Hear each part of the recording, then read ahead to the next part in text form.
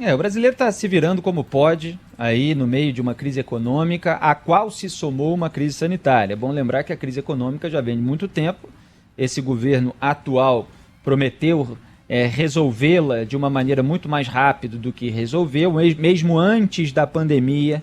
Os indicadores econômicos, ali, o PIB, não veio da maneira em que havia a expectativa, mas é óbvio que havia um legado do governo Dilma Rousseff, que deixou o país com mais de entre 11 e 14 milhões de desempregados. Então isso pesa nesse momento. Agora, o que acontece é o seguinte: o Jair Bolsonaro, desde o começo da pandemia, ele tenta responsabilizar governadores e prefeitos por todos os problemas da economia, como se tudo fosse o resultado de um fecha tudo, né? Que nem sequer houve no Brasil esse negócio de tudo fechar no país inteiro. Teve decisões aqui e ali de acordo com o que os governadores e prefeitos julgaram ser necessário para evitar um colapso do sistema de saúde, como acabou acontecendo em Manaus. E o presidente da República finge que não houve.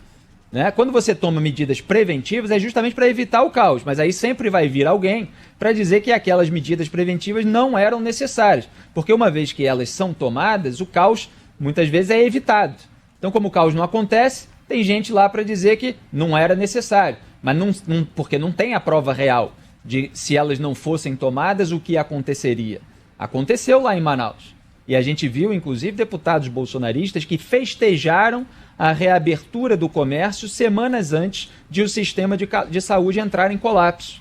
Aí depois se fazem de sonsos, etc., porque são radicalmente contra qualquer tipo de medida preventiva, restritiva.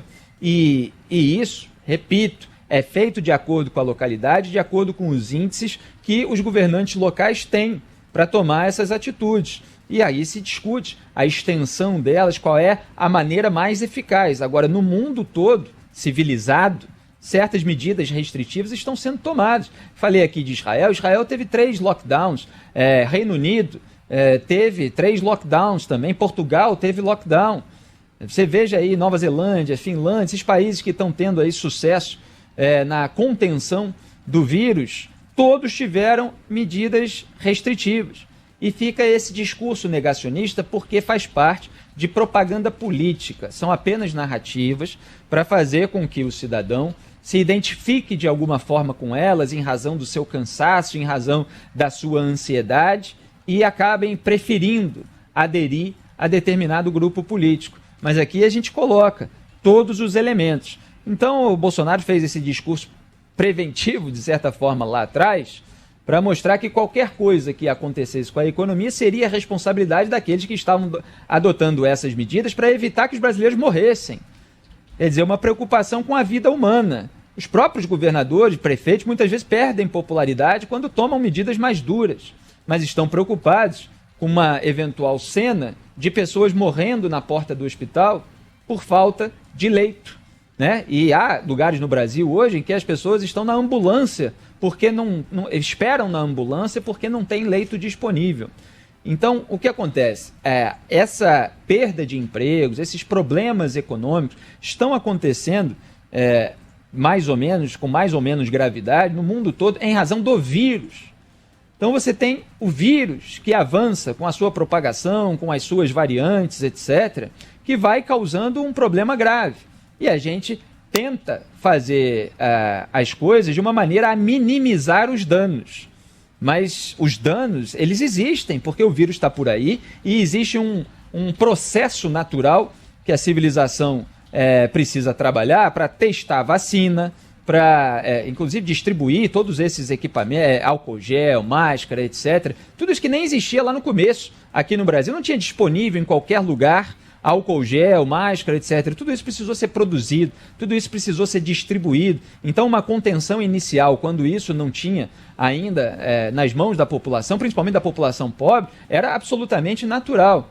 E agora, todo esse processo, laboratórios, empresas, parcerias com governos, vão sendo feitos para justamente minimizar esses danos. No comercial pró-vacina do primeiro-ministro israelense que eu citei no bloco anterior, ele próprio diz, como o Paulo Guedes já disse, que o processo de imunização é fundamental para a recuperação econômica.